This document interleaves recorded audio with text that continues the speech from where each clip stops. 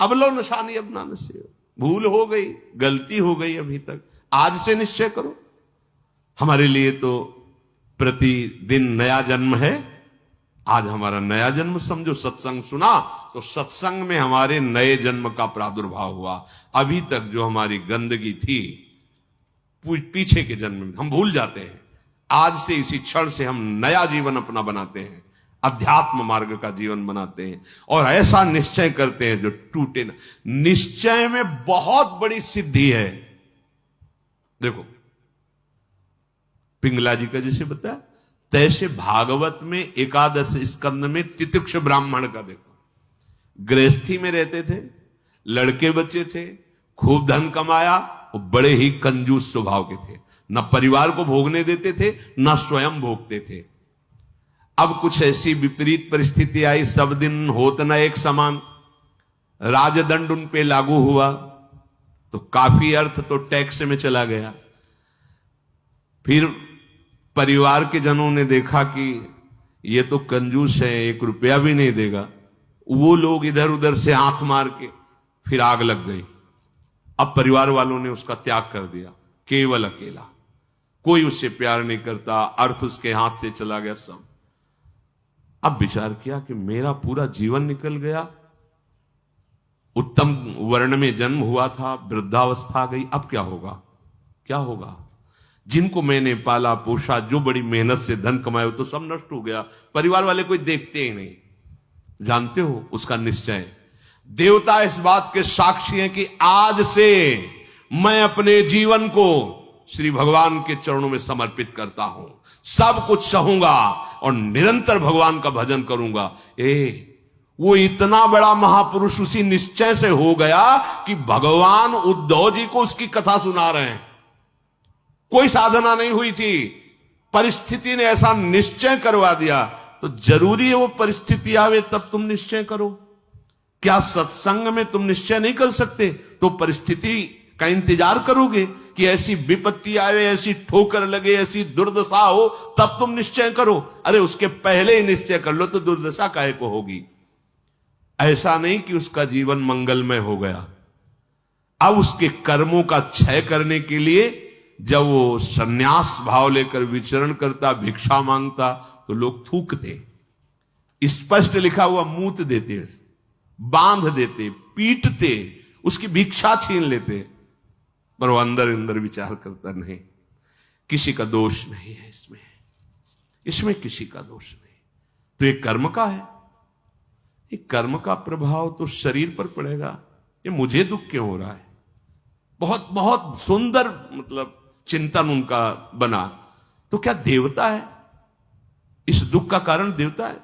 नहीं, देवता भी तो केवल हमारे शरीर को ही पीड़ा दे सकते हैं। मेरे को क्यों हो रहा है? काल नहीं, वो तो आत्मस्वरूप है, उसका भी प्रभाव इसी शरीर पर होगा। मेरा स्वरूप तो कालातीत है। तो फिर क्या है? भ्रम। हां, ये भ्रम है। मैं तो निर्विकार चिदानंद अपने स्वरूप में स्थित हो गया, ब्रह्मबोध संपन्न महापुरुष हो गया हो। और तितिक्ष ब्राह्मण नाम से वर्णन किया है भगवान ने। इसलिए निश्चय में बड़ी सामर्थ्य है। हमारा निश्चय बड़ा ढुलमुल है। इसलिए प्रार्थना है, बहुत बड़ा मार्ग मिला है आपको। इसे भगवत मार्ग कहते हैं, अध्यात्म मार्ग कहते हैं।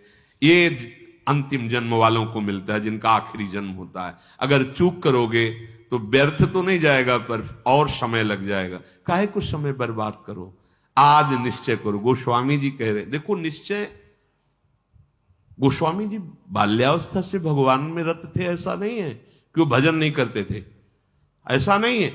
जन्म हुआ था तब बोले थे राम। जैसे बच्चा रोता है ना, तो गोस्वामी जी रोए नहीं थे, राम बोले थे, इसलिए राम बोला नाम पड़ा था। राम बोला, प्रकट हुए थे तभी राम। तो ऐसा भी नहीं था कि आसक्ति नहीं थी शरीर में या अन्य, ऐसा भी महापुरुष जन लीला दर्शाते हैं, वो हमारी हिम्मत के लिए। पत्नी में चित्त आसक्त था, एक दिन के लिए भी कभी मायके जाने के लिए अनुमति नहीं दी थी।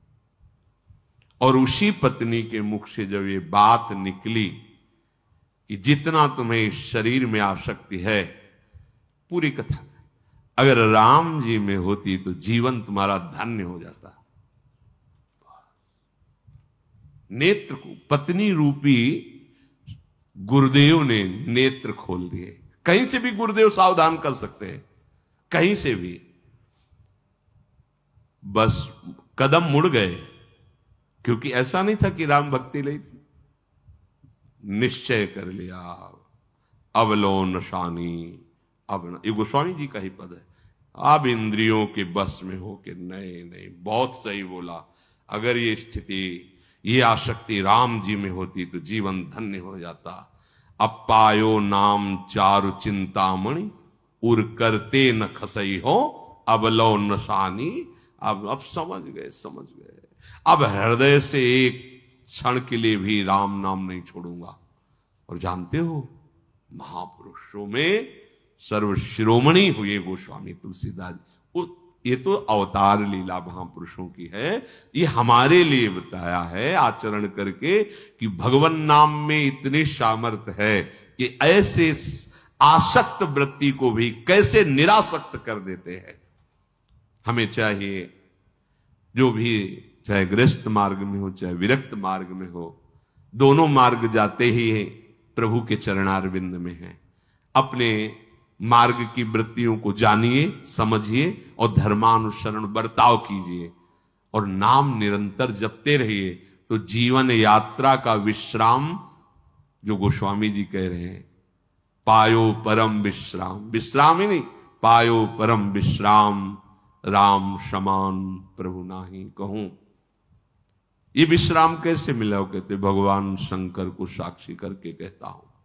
अगर थोड़ा भी मिथ्या हो तो हमारी जीभ गल जाए, मेरा जो कुछ भी बना राम, ये दो अक्षर मेरे माई बाप हैं, इन्होंने ही हमें, बस आप हृदय की बात महापुरुषों की, ये दो अक्षर राधा, यही देख लेना आप। चलो देखो, बहुत समय तक विषय संयोग ना होने पर ऐसा ना समझ लिया जाए कि हम निर्विषय हो गए। बहुत ये चोर हैं, बहुत छुप कर रहते हैं और चिंगारी की तरह रहते हैं। फूस मिल जाए तो ज्वाला बनने में सेकंड लगता है। ध्यान रखना, 20 वर्ष 30 वर्ष बिल्कुल निर्विकार, संयोग नहीं। लगता है कि अब हमें कौन परास्त कर सकता है। चिंगारी है, फूस मिला ज्वाला बन जाएगी, जिसे नारद जी ने कहा तरंगवत, और संयोग बना तो समुद्रवत, डूब जाओगे, निकलना मुश्किल हो जाएगा। जब तक भगवत साक्षात्कार ना हो जाए, जब तक आपको अपने शरीर का अहम स्मरण करता भोक्ता भाव है, तो ईमानदारी से सावधानी पूर्वक अपने धर्म का पालन करते हुए प्रिया प्रीतम का निरंतर स्मरण, यही हमारे जीवन का परम लक्ष्य होगा। इसी से हमें परमानंद की प्राप्ति होगी। जिस समय हम ये सोचते हैं कि अब हमें कोई भी धर्म विरुद्ध आचरण नहीं, एक आनंद की वृत्ति आती है। देखना, और जिस समय हम सोचते हैं गलत ढंग से विषय सेवन, उसी समय जलन पैदा हो जाती। जिसके सोचने में जलन पैदा होगी, उसका परिणाम क्या होगा? क्या होगा आप विचार करो। जिसके सोचने में हमारे जलन हो रही, तो उसका परिणाम तो ज्वाला होगा। धर्म से चलो। चक्रवर्ती सम्राट महाराज अम्बरीश जी चक्रवर्ती सम्राट होते हुए भक्तों के शिरोमणि हुए। आप क्या भगवत आनंद प्राप्त नहीं कर सकते गृहस्थ में रहकर? ये उद्दंड लोगों की बातें नहीं सुननी चाहिए। जैसे आप, अरे ये तो बाबा जियों के लिए है, सन्यासियों के लिए, हमारे लिए थोड़ी नहीं। भाई, मनुष्य जन्म सबको भगवत प्राप्ति के लिए, भगवदानंद में। देखो, आपके अच्छे आचरण हो, आप जितेंद्री हो, आप नाम जप कर रहे हो, आप कोई नशा नहीं करते, सबकी सेवा का भाव है, तो राम राज्य नहीं हो गया? सब आनंदित रहेंगे, सब प्रसन्न रहेंगे, सबका हृदय सत्य और धर्म से युक्त रहेगा। यही तो आनंद का स्वरूप है। जब आप शास्त्र और सत्संग स्वीकार नहीं करते तो आपके अंदर आसुरी वृत्ति बढ़ती, राक्षसी वृत्ति, और फिर देखो अपने को दुखी, अपने परिवार को दुखी, अपने नगर को दुखी, अपने देश को कलंकित, क्या क्या नहीं करवा देती है राक्षसी बुद्धि। इसलिए भाई, ये सत्संग, गृहस्थ विरक्त जो भी जहां भी है सबके मंगल के लिए वहीं रहो, वहीं रहो, प्रभु के होके रहो। दूसरों को दुख पहुंचाने वाली बात चेष्टा मन में भी मत लाओ, सबको सुख पहुंचाओ, नाम जप करो, सबका मंगल हो जाएगा। देखो हम सब तरंगे हैं, समुद्र में ही उछल रहे हैं, हमारा अस्तित्व तो नहीं है, तरंगों का अस्तित्व तो नहीं है। ऐसे ही हम भगवत स्वरूप हैं, प्रभु रूपी अगाध समुद्र में हम तरंगे की तरह है, हमारी कोई सत्ता नहीं है। ये जो सोच रहे हो ना, सत्ता नहीं, सत्ता उन्हीं की है, उन्हीं की है। अभी आप समझ नहीं पा रहे, तरंग है क्या? समुद्र ही तो है। वायु विकार खत्म हुआ, समुद्र ही था, समुद्र ही है, बीच में तरंगे, ये सब तरंगे हैं। मन की तरंगे मिटा दो, फिर देख लो आप क्या हो, भगवत स्वरूप परम आनंद में। अब चाहे सृष्टि में रहो, चाहे धाम में जाओ, कोई फर्क नहीं पड़ता। व्यवहार में भी रहते हुए परमानंद, शरीर छूटे तो प्रभु में परमानंद। उसी के लिए तो हम प्रयास करें, जितनी चेष्टाएं कर रहे हैं सुख के लिए ही तो कर रहे हैं। हे भाई, आप कोई भी हो, गृहस्थ हो, विरक्त हो, कोई भी हो, धर्म से चलो, नाम जप करो, सबकी सेवा की भावना अंदर रखो, तो मनुष्य जीवन का लाभ मिल जाएगा। ये उद्दंडता पूर्वक तर्क वृत्ति रखोगे तो अभी सौभाग्य मिल रहा है सुनने का, धीरे धीरे समय साथ आ जाएगा, आपको शत वार्ता सुनने को नहीं मिलेगी। देख लेना, सत वार्ता जिसके श्रवण मात्र से हमारे हृदय में आनंद का स्फुरण हो और हम उस आनंद के बल से निर्विषय हो जाएं, वो वार्ता सुनने को नहीं मिलेगी। फिर और समय आएगा, धर्म सुने नहीं काना, कलिकाल बिहाल की मनुजा, नहीं माने को अनुजा तनुजा। सब होश में अभी समय है, तर्क वितर्क छोड़ो, जैसा शास्त्र सदगुरुदेव संत जन कह रहे वैसी बात मान लो, निहाल हो जाओगे, परमानंद में मगन हो जाओगे। ये हम बुद्धि की बात नहीं कहते कि तर्क वितर्क आप करें, तर्क सत्संग तर्क नष्ट करने के लिए होता है। हृदय में देखो, बहादुरी जबान से कहने की नहीं है, ये हृदय की बात है। ये यहां युद्ध होता है, पता नहीं क्यों बनी हुई है। वेद विद्या पढ़त, कर्म धर्मन करत, जलप तन कलप की अवधियानी, चारुगत छाण संसार भटकत भ्रमत, आस की पास नहीं तोरी जानी।